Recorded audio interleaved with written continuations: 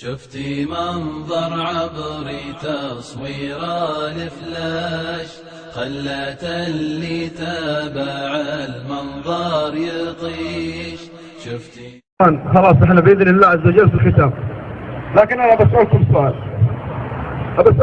اللي صليتوا وجلستوا يا اللي سمعتوا واقفين الان تسمعون وما زلتم تسمعون، ولو جلس هذا المجلس ليل الفجر ليل الجمعه جالسين لانكم تحبون الله سبحانه وتعالى. بالله اسالكم سؤال، بالله عليك وانت جاي البارح للبحر هنا وجالس وابصر، هل خطر ببالك انك تجلس مجلس زي هذا المجلس اللي انت فيه وتسمع هذا الكلام؟ بالله خطر في بالكم؟ طيب مين اللي جمعنا؟ مين اللي جلسنا؟ مين اللي سمعنا؟ الله جل في علاه. طيب ليه الله عز وجل جلسنا؟ ليه الله عز وجل سمعنا؟ ليش الله عز وجل جمعنا؟ تدرون ليه؟ لأن الله عز وجل أرحم بنا من أمهاتنا. والله الذي لا إله إلا هو. شفت الدنيا هذه كلها، آسيا وأفريقيا وأوروبا وأمريكا وأستراليا والدنيا هذه كلها، الشاليهات والسفن والطيارات والأموال والعقارات، ها؟ يقول عنها النبي صلى الله عليه وسلم عن الدنيا هذه كلها: الدنيا ملعونة، ملعون ما فيها إلا حاجتين، إلا ذكر الله وعالم ومتعلم. يا اخوان ترى احنا وانا اولكم غرتنا هذه الدنيا، غرتنا هذه الشهوات والملذات، اخترينا. اللي شاف ماليزيا ولا تركيا ولا اوروبا قال ايش الفله وايش الحياه، ونسب ان النبي صلى الله عليه وسلم يقول: لو تساوي هذه الدنيا عند الله جناح بعوضه ما سقى منها كافر شربة ماء. دنيا سماها الله عز وجل ايش؟ الله عز وجل سماها الحياة الدنيا. تدري لماذا سميت حياة دنيا؟ تدري لماذا سميت حياة دنيا دنيا؟ تدري ليه؟ لأن الإنسان ما يعلم متى يخرج من هذه الحياة. والله الذي لا إله إلا هو. سأذكر لك الآن قصة، هذه القصة تدل على حقارة الدنيا وعلى تفاهتها وعلى أن الإنسان الرابح في هذه الدنيا الذي أطاع الله جل في علاه. هذه القصة حصلت في يوم الجمعة الماضية لأحد أبناء جيراني، اسمعوها وانقلوها عني. هذه القصة لأحد أبناء جيراني بالجمعة الماضية. هذا الشاب اسمه علي، في الصف الثاني ثانوي. علي سنة ثانية ثانوي.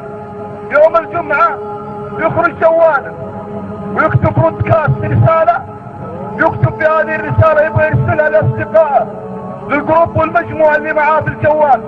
تدرون ايش كتب علي؟ تدرون صاحب ال17 سنة ايش كتب؟ كتب في هذه الرسالة، اسمع يا اخي الغالي يا اخي المبارك ماذا كتب.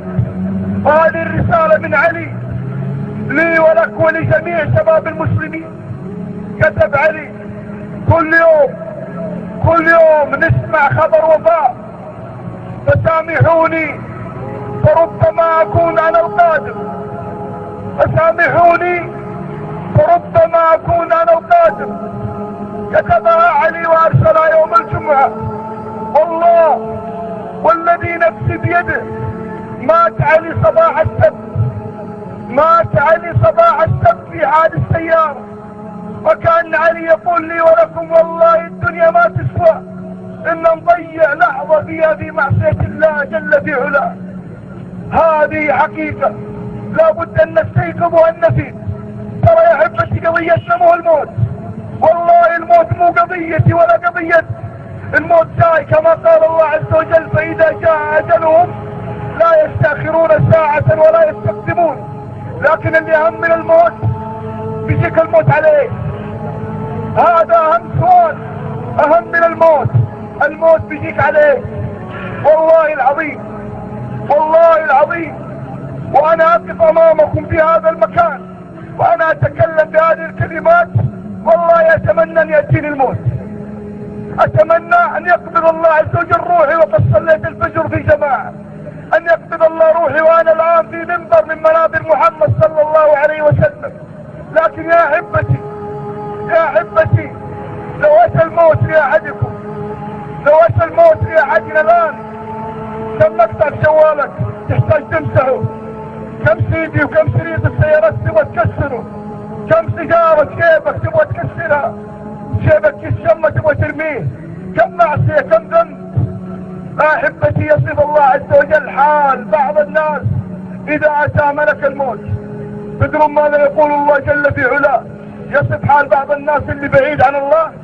يقول الله عز وجل في القرآن الكريم: حتى إذا جاء أحدهم الموت قال رب ارجعون